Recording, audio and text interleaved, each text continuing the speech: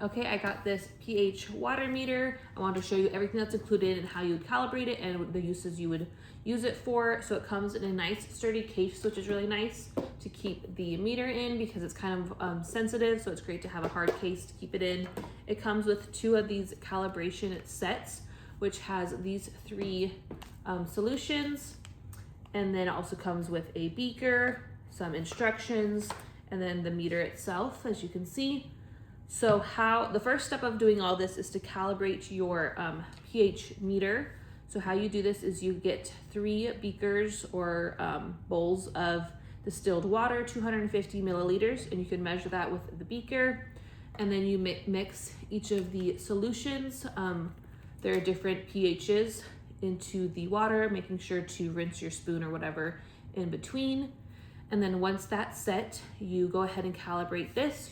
You take this off and you put it in the solution of each of the pHs using the calibration. You simply turn it on here. There's an on button.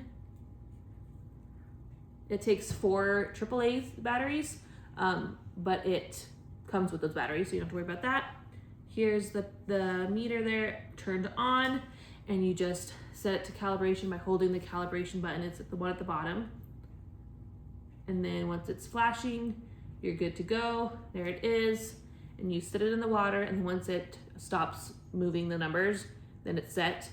And you just rinse in between, go to the next one, and once you go through all 3 solutions, your meter is calibrated, and then you're free to test other water as you need.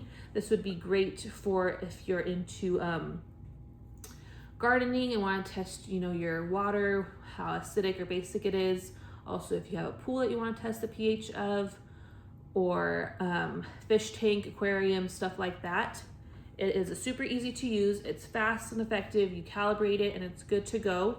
It comes with everything that you would need. And then it has a nice cover with a little sponge in there. You just make sure to keep that sponge moist so the tip of the meter is moist and covered in there. And there's the sponge at the bottom right there. And then you keep it in the case and you're good to go. So that's the calibration process, the meter included, everything that you have. So if you're into hydroponics and gardening and aquariums like that, pool, and you want to test your pH easily, this is a great meter to have.